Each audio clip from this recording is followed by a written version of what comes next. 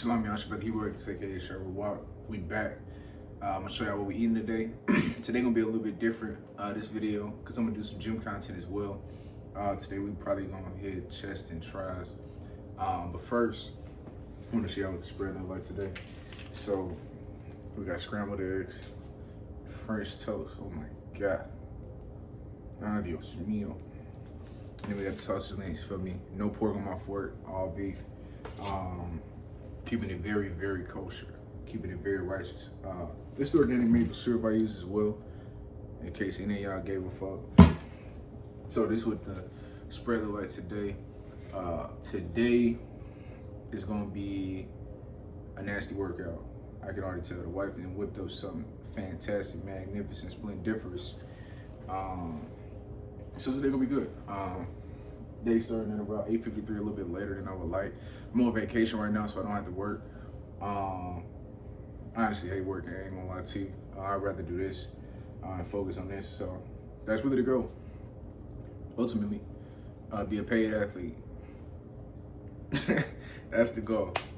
Get paid to eat right, train right, and teach y'all how to do so. So, nevertheless, drop the baby girls off at daycare. So we gonna get to it. I'm gonna do another video after I eat, showing y'all kind of my pre-workout, what I use, what supplements I take, that kind of thing, after I eat this. And then we're gonna double back when I get to the gym. Salute. So we back. Finna go to the gym now.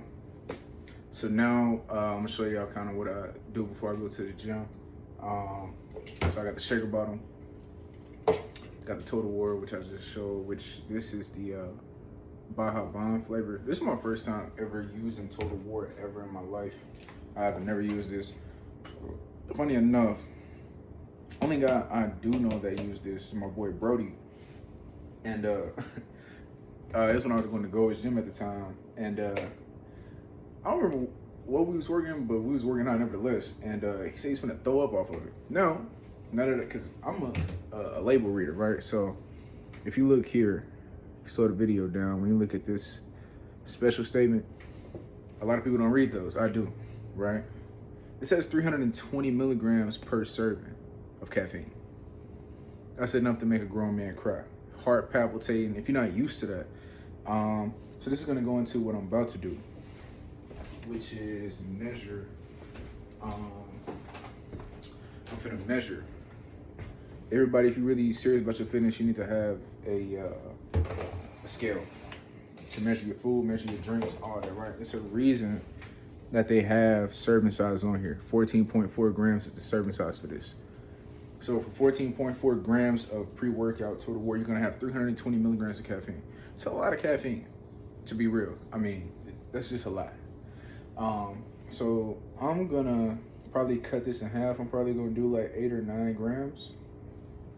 And that's why this is important, because this is gonna ensure that not only are you getting the full benefit of the product, but you know exactly what's going into your body, which is what this health thing is all about, is knowing what's going into your body. Because everybody doesn't measure. Everybody don't know what they put in their body. They just eating, they just drinking, and they don't know what's happening on the inside. They just feel the residual effects of what they put into their body, right? And you want to be very meticulous about what you put in your temple. You want to treat your body like a sacred place. Right? You want to know exactly what's going in. You want to know exactly what's coming out. Feel me? So that's why this scale is mad important. So this calls for, I think, 12 ounces of water. Oh, 4 to 6 ounces of water. Mix 1 scoop. See, that's crazy. 14 grams of 6. That's potent. So I'm gonna do like 10 or 12. And I also do that because I want to get some extra water in before the gym. This is 40 ounces. This Stanley, which is normally what I'm sipping on before I go to the gym. And I want to have at least 40 to 60 ounces of water in me before I go to the gym, because hydration is a very overlooked part of fitness. If you're not hydrated, you're not going to have a good pump, and your strength is going to be decreased, right? Because water pushes nutrients to all the parts of your body that need it. And specifically in exercise, your muscles are going to need it. So if you're dehydrated, your muscles are not going to get the nutrients that you're eating to your muscles. The glycogen is not going to be in your muscles stored properly. Fat is not going to be used properly, so you need water, right? So I'm going to stop yapping, and I'm going to measure this thing. So I'm going to do think this battery is going dead. Uh-oh. Alright, so look, y'all. I'm gonna change the batteries right quick and we back. I just changed the battery and we back in motion.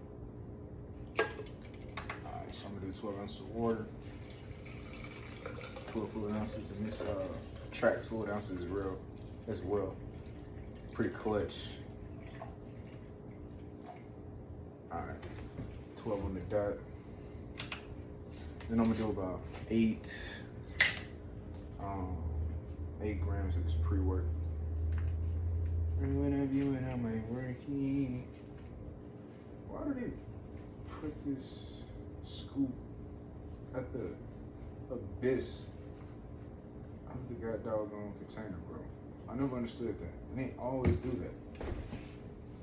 Somebody need to get in touch with all of these nutrition companies and tell them to lock in, bro. It don't make no sense. Why I open up this thing and I'm losing damn near a serving of product trying to dig the scoop out of it. It's crazy.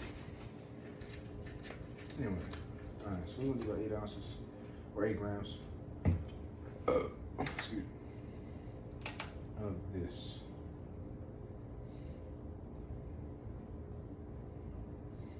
So I'm not trying to be loaded. I'm not gonna lie to you. We'll do 9 grams. We'll do 10. Alright. We'll do 10 grams of that bad boy.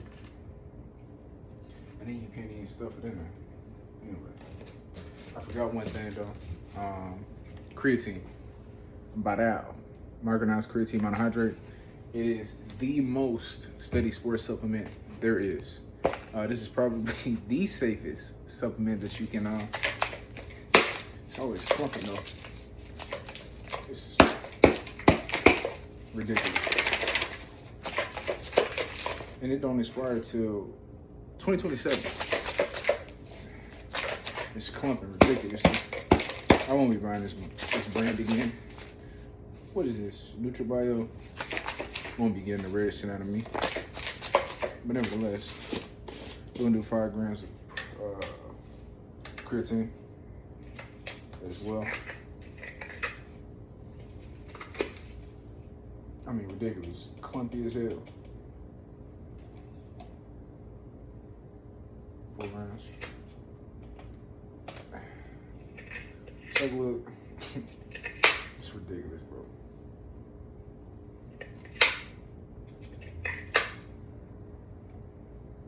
Alright, 5 grams. And that's it, fam. Real simple. Normally, I would put like a electrolyte mix in here, but I haven't been using electrolyte mixes here recently because I've been using trace minerals in my water bottle that I go to the gym with, and that works just really better for me personally. Electrolytes only work like immediately if I'm like immediately dehydrated, but I stay pretty on point with my hydration, so I don't normally have to really worry about it. So that's what it look like. So we got the Total War Baja Bomb and 5 grams of micronized creatine monohydrate, and we're gonna hit the gym. So next little clip is gonna be when I get to the gym and we get it started. So I'll see you in a minute. All right, y'all. So I just left the gym, and yo, I ain't gonna lie, the gym is one of the freakiest places on the planet, fam. Walking through a men's locker room in a gym in America is perturbing, to say the least. Like, I was disturbed walking through there. Why are you butt naked comfortably around other men? Like, bro, I have to hit one of these every time I go walking through the gym locker room to get to the sauna, bro. It's off-putting. I ain't gonna lie to you. Like, but I mean, it's not surprising considering the origin of the gym, which is Grecian. The gym started in Greece. Gymnasiums, places of exercise, they started in Greece. You can see this in the book of First Maccabees, where it narrates that history of the creation of gymnasiums. You can find it started in Greece, later on Roman America. And if you know anything about the morality of the Grecians or the Romans, they was freaky, mad freaky. Look at some of their festivals like Saturnalia and what the emperor would do on Saturnalia, which is actually the origin of Christmas, right? He will release prostitutes even to slaves and second and third class citizens on that day. Everybody could get freaky, right? But nevertheless, point being, walking through a men's gym locker room, bro, is disturbing, bro. It makes me just want to do pure calisthenics outside, because that is disturbing. I ain't gonna lie to you. But nevertheless, right, that's one part of my rant on that, bro. And I apologize. I ended up leaving my tripod in the car, so I couldn't get the session. But nevertheless, I did chest and triceps today. I hit bench press. I hit some machine chest press. I also did some chest flies, machine chest flies.